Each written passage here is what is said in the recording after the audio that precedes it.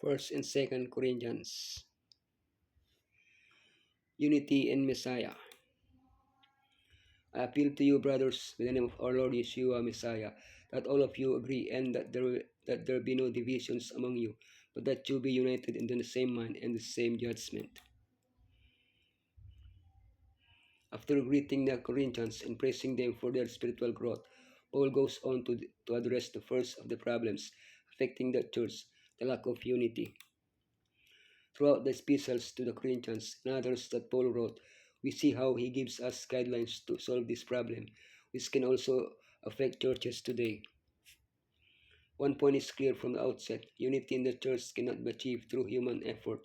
Only by focusing on Yeshua can we attain unity. Problems that cause disunity, divisions, and contentions. How to maintain unity in Yeshua, wisdom and maturity, service and humility, respect for leaders. Problems that cause disunity, divisions, and contentions.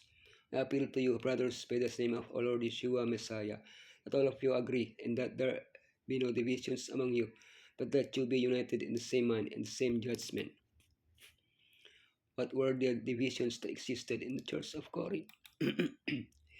Various leaders had passed through Corinth, and its believer had his favorite preacher, Paul, Apollos, Peter. This had reached the point of generating disputes among them. Without realizing that they were all preaching a common message, they focused on irrelevant aspects. So slowly the life of the church was affected. The lack of unity distorted the celebration of the Lord's Supper, and they even went so far as to sue each other in court. How to maintain unity? Unity in Yeshua.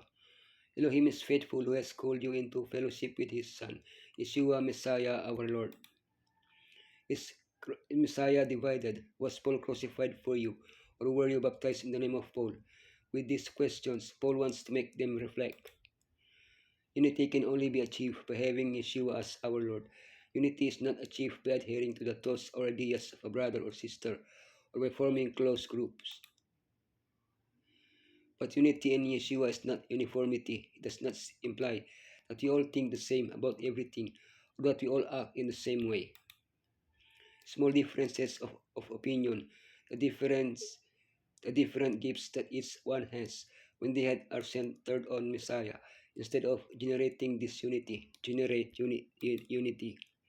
Unity in the church is only achieved by dying to self and living for Yeshua. Wisdom and maturity. Brothers and sisters, I cannot address you as people who live by the Spirit, but as people who are still worldly, mere infants in Messiah. Paul calls immature Christians children, children in Messiah, carnal. These types of Christians focus more on people than on Yeshua. When undue importance is given to some leaders at the expense of others, groups form that divide the church. This is a result of immaturity. Therefore, Paul invites us to reach maturity in Messiah. Immature, they are like children. Mature, they are adults. Immature, they feed on milk. Mature, they eat solid food. Immature, they are carnal. Mature, they are spiritual. Immature, they are swayed by the opinions of others. Mature, they have spiritual discernment, service, and humility. This then is how you ought to regard as servants of Messiah and as those entrusted with the mysteries of Elohim has revealed. Just as today, in the 4th century, people were divided by political, philosophical, religious, and other beliefs. How can we prevent this way of thinking from infiltrating the church and creating division? The leader's attitude plays a significant role. Church leaders must be clear about their role as stewards. They are not the owners of the church. They simply manage it for Messiah. The leader of the church is Yeshua. All others lead it as servants of Messiah. The servant who administers must behave as his Lord behaves, always willing to humbly give himself to the service of others. What unity would there be in the church if everyone, not just the leaders, but every single member acted this way? respect for leaders. Now it is required of stewards that they be found faithful.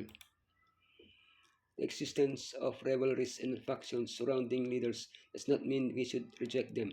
On the contrary, Paul supported and defended Apollos' ministry and his work in Corinth. When leaders act faithfully, they are worthy of honor.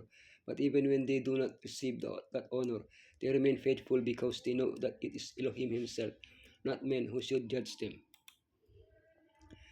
Christian leaders follow in the footsteps of Yeshua by being willing to suffer for their brothers and sisters, and even if necessary, to die for their ministry.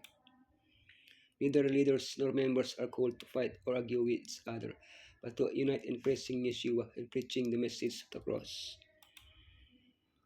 Nothing can perfect a perfect unity in the church but the spirit of Messiah-like forbearance. Satan can sow discord. Messiah alone can harmonize these disagreeing elements.